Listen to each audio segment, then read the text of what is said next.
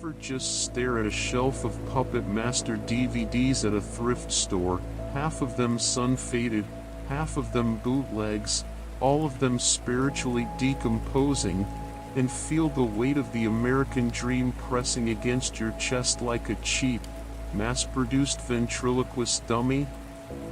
Because I do, man. I do. It's 3:17 a.m. The static hum of my old CRT has become my heartbeat, and Blade is staring at me from the cover like an unpaid philosopher of the working class. 15 films. 15. Not counting crossovers, spin-offs, retcons, reboots, demakes, The Littlest Reich, and whatever the hell Dr. Death was supposed to be. Each installment less a movie and more a confession, a cinematic seance where Charles Band sits in a dimly lit editing suite and whispers, "Maybe this time, they'll understand me." Spoiler, we didn't. We never will. We're just puppets, too, marionette by the invisible strings of nostalgia and poor judgment. And the puppets, oh, the puppets, they're not characters. They're Jungian archetypes of middle-class decay. Blade, the eternal manager. Pinhead, the HR department incarnate. Leech Woman, the fetishization of suffering as empowerment. Tumblr, the spirit of every man who has ever worked overtime just to afford a rotisserie chicken and a gallon of expired gas station coffee. And Jester, Jester, the cosmic fool, laughing not because he's happy, but because he understands that laughter is the only sound you can make when existence becomes mathematically untenable. It's so brutal, man. It's so over, man. Every frame of Puppet Master 2 feels like it was shot by a camera held together with duct tape, hope, and whatever residual cocaine particles remain from 1989. The lighting looks like it was sourced from the dying flicker of a motel ice machine. The sound design? It's not bad, it's postmodern.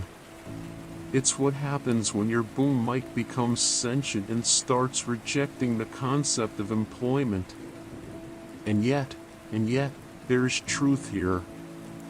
Puppet Master is the book of Ecclesiastes of horror franchises. Everything is vanity. Every puppet returns to dust, every sequel to the bargain bin. You can trace the history of American decline by the budget per film.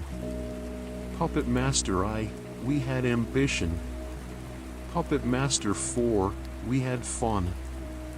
Puppet Master, the legacy, we had nothing but a half-eaten Subway sandwich and a tape labeled flashback material.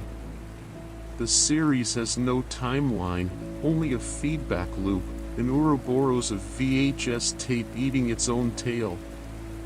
One moment, they're Nazi hunters, the next, they're Nazi sympathizers. Then, they're rebooted as good guys in a new continuity that no one asked for, and by the end, even Toulon doesn't know which war he's fighting anymore. The man died 4 times, resurrected 3, and canonically aged in reverse. He's like if necromancy had a union rep and a LinkedIn profile. It's so brutal, man. It's so over, man. But maybe that's the point. Maybe the real horror isn't the puppets, it's the mirror. Because every time you hit play, you're not watching the movie.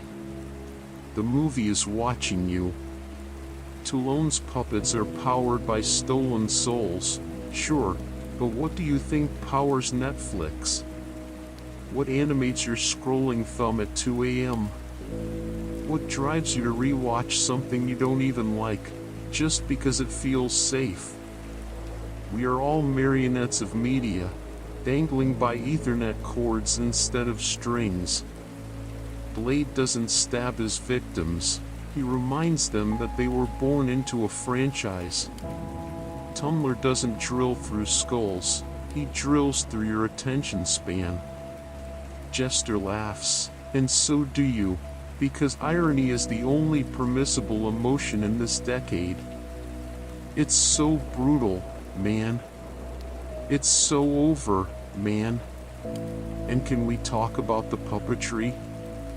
The stop-motion animation is both glorious and grotesque, like watching a taxidermied rat learn ballet.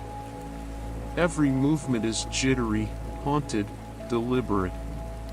Each puppet steps into frame like a metaphor for humanity's refusal to stay dead. And the sound design, the little footsteps, the wooden clatter, the squeak of synthetic leather, it's ASMR for people who grew up believing mall fountains had healing properties.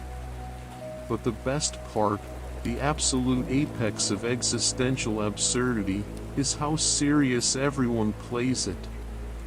Every actor, every puppet, every fake European accent delivered in front of a clearly Californian backdrop.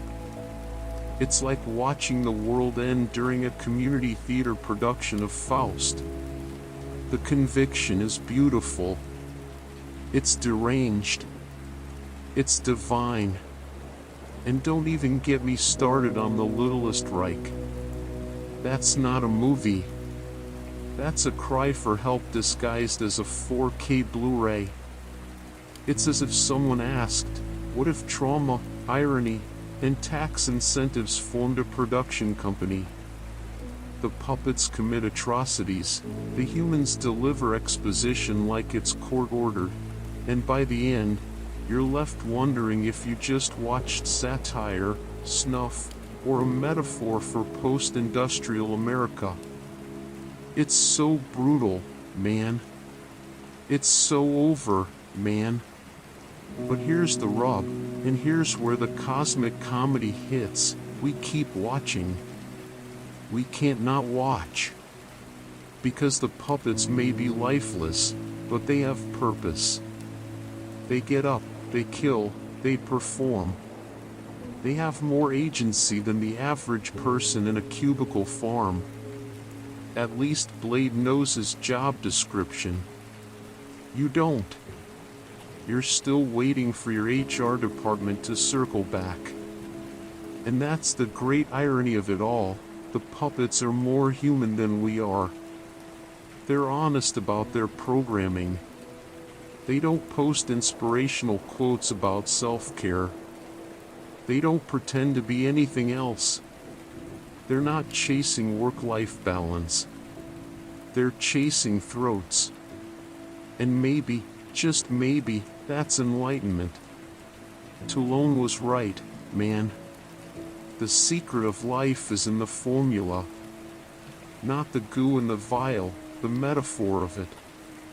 To bring something lifeless to life, you must first die to the illusion of purpose. You must accept that your strings are not chains, they're reminders that someone, somewhere, once cared enough to pull them. And that's what Puppet Master is, not horror, not camp, not nostalgia, but a eulogy for sincerity. It's the cinematic equivalent of a haunted Chuck E. Cheese animatronic whispering, I remember joy. It's so brutal, man. It's so over, man. But the puppets dance anyway. And maybe that's all that's left for us to do too.